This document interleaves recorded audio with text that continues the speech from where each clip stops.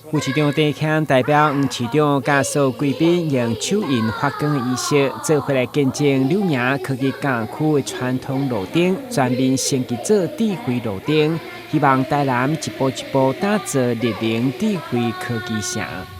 智慧城市就是安尼来的哦，这基础的代志做无好，你讲哦要爬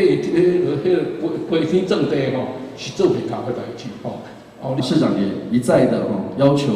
各局处对于目前未来在5G AIoT 的发展上面，我们的基础建设上应该要看得更远，应该要把台南打造成6都里面最适宜的智慧城市。所以我想，我们从工业区的发展、工业区的开发，跟包括工业区现在所做的这些智慧路灯，一步一步的将基础建设的部分来进行，包括5G、包括 AIoT 这样的一个升级。